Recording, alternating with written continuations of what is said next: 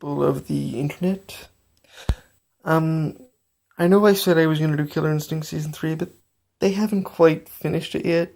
I still have 4 characters to wait on, and I'd rather not split that into 2 parts, so I'm going to wait till they're finished. However, I did get a game this week that I really enjoyed. Quantum Break came out. Now, if you ask any of my friends, I'm a big fan of time travel, whether that be Doctor Who, Back to the Future, and this game. Now, in this game, you play as Jack Joyce. Now, he's not really the scientist guy, that's more of his brother Will, who actually ended up inventing time travel. Well, the first version of it, anyways. But before I get any more into the story, I would like to go over some technical parts.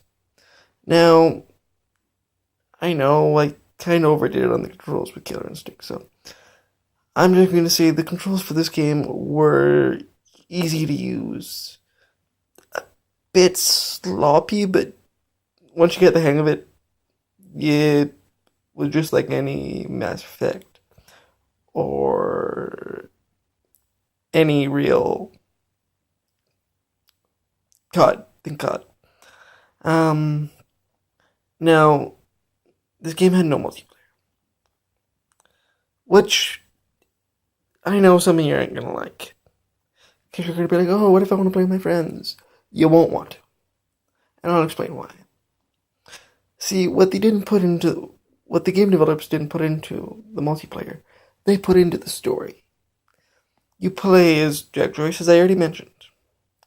Now, you don't just play as him, you also play as the bad guy, if you believe it or not.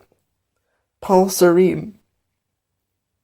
Now, he goes through some really, really interesting plot developments. But I'm going to leave that up. I'm going to focus more on the better parts. Now, I'm a fan of Mass Effect and RPGs that follow a strict story. You know, one that's not too massive like Fallout.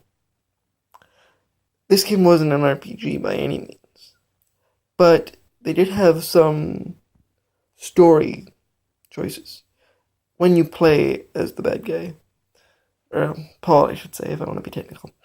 You can choose what he used to do. So what the bad guys. So I'm gonna just tell you what I did for the first choice. You have a choice to kill a bunch of people who saw your organization do these things, or let them live. Now, in keeping these people alive is what I did.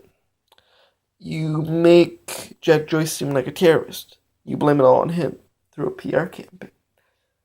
Now, it has a big impact on the story, but the developers did something really interesting.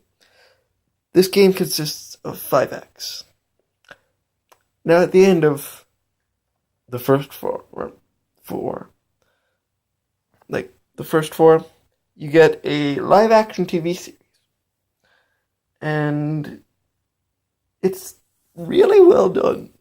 And you can find things throughout the game that change the TV series. Well, like it's mentioned. And it really took time to find some of these things. It's a really complete game for how short it is. Again, it's only got 5 acts, but they have a minimum of 3 each. And I'm hoping they come out with DLCs. And as for the time travel aspect, yes, it was confusing. Well, certain parts. But they didn't over-science it. They made you understand without going into too great of detail. And the whole overall tone of the game was serious, but it had humor. And it wasn't just like a couple jokes here or there. Jack Joyce is a well done character. So is Paul, actually, if you pay attention. However, I just finished the game today, so I haven't done both paths. But the one I took, it fit what I expected. But they didn't really explain how you got the powers you use.